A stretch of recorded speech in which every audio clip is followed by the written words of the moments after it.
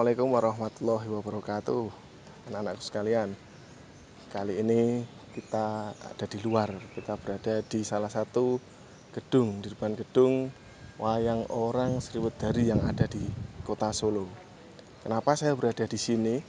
Gedung Wayang Orang Sriwedari itu merupakan sebuah tempat pementasan, sebuah tempat yang menyajikan pertunjukan-pertunjukan seperti wayang orang, ketoprak, atau pentas-pentas tari yang lainnya.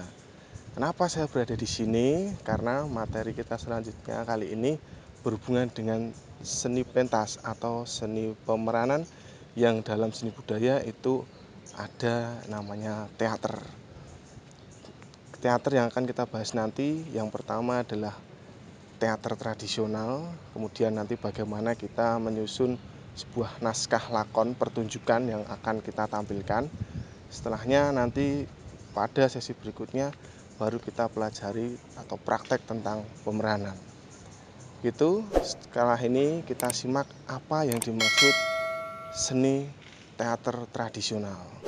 Akan saya sampaikan materinya pada bagian berikut. Masuk pada materi seni teater tradisional. Kita bahas dulu pengertian teater atau seni peran, yaitu terutama ini teater tradisional, yaitu adalah teater yang hidup dan berkembang di kalangan rakyat. Teater tradisional ada di hampir seluruh daerah di tanah air. Teater ini memiliki aturan-aturan baku yang tidak boleh dilanggar atau masih dipegang teguh. Istilah lainnya punya pakem atau aturan. Ciri-ciri teater tradisional yaitu tidak ada naskah baku atau naskah tertulis.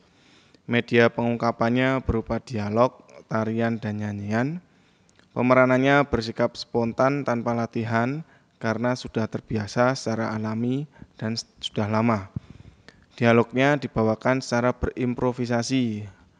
Pertunjukannya lebih pada isi seni, yaitu nilai pesannya, daripada bentuk seni atau estetikanya. Peralatan dan tata panggungnya sederhana. Peristiwa pertunjukan dibangun penuh keakraban tanpa jarak dengan penontonnya. Kemudian pemeranan dalam seni teater tradisional. Pemeranan disebut juga dengan seni peran atau seni acting. Pemeran pria disebut sebagai aktor dan pemeran wanita aktris. Pemeranan dilakukan secara langsung di atas panggung dan tidak langsung melalui televisi atau film. Pemeranan secara langsung bersifat sesaat dengan gaya dan unsur pemeranan yang dapat disederhanakan atau dilebihkan. Pemeranan dalam televisi atau film itu bersifat wajar, tidak langsung, serta bisa diulang melalui media rekam dan melalui proses editing. Dalam seni teater tradisional ada beberapa unsur pemeranan atau penokohan. Yang pertama protagonis, ini merupakan tokoh utama, tokoh yang memainkan cerita hingga cerita memiliki peristiwa dramatis atau ada konflik pertentangan.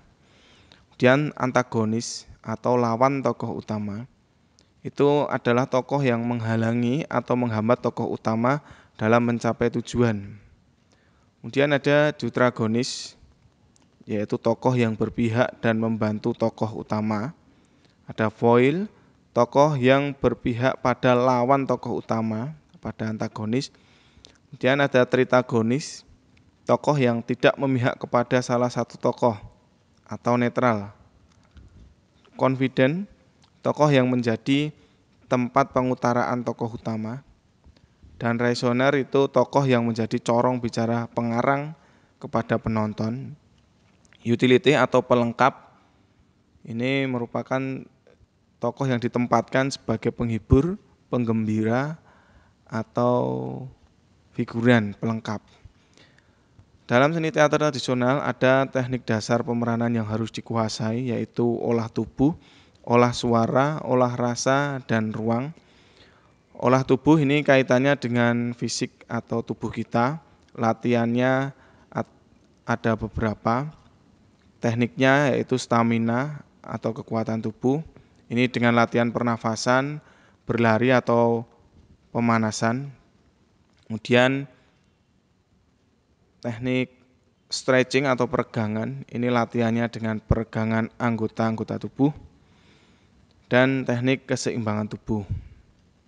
Kemudian olah suara itu kaitannya dengan suara vokal kita saat bermain peran. Itu ada teknik artikulasi atau kejelasan. Latihannya yaitu dengan pengucapan kata. Ada intonasi atau penekanan pengucapan, yang nanti latihannya berupa pengucapan dialog yang diulang-ulang dengan penekanan pada kalimat tertentu. Kemudian dinamika, itu cepat lambatnya pengucapan. Latihannya adalah dengan mengucapkan kalimat cepat, sedang, dan lambat. Dan ada power atau kekuatan. Ini latihannya dengan mengucapkan dialog dengan keras dan lemah. Kemudian olah rasa, teknik yang berkaitan dengan rasa kita. Ada teknik konsentrasi, yaitu latihan mengosongkan pikiran atau pemusatan pikiran. Karena saat bermain peran kita nanti dituntut untuk konsentrasi. Kemudian penginderaan atau kepekaan rasa untuk merespon atau berinteraksi dengan panca indera.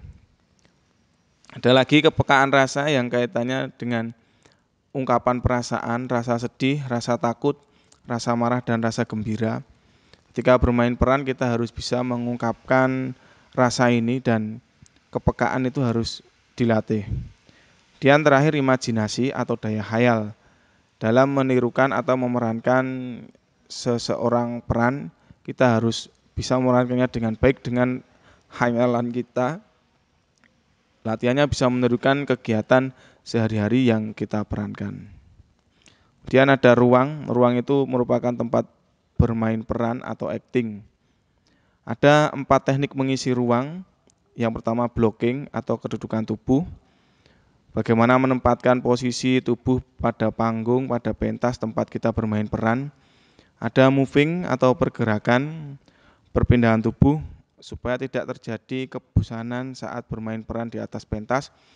Kita harus pandai-pandai mengatur moving. Bisnis atau aktivitas pemeran, maksudnya di sini adalah aktivitas untuk menghilangkan kejenuhan. Bisa dengan memainkan properti yang ada di panggung, bermain musik, atau mengajak penonton berkomunikasi. Yang terakhir adalah leveling, yaitu pengaturan tinggi rendah pemain. Bagaimana meletakkan pemain yang tinggi dan pemain yang rendah di atas pentas. Sekian paparan materi teater tradisional. Itu tadi materi seni teater tradisional yang saya jelaskan pada kalian. Semoga apa yang saya sampaikan kalian bisa memahami.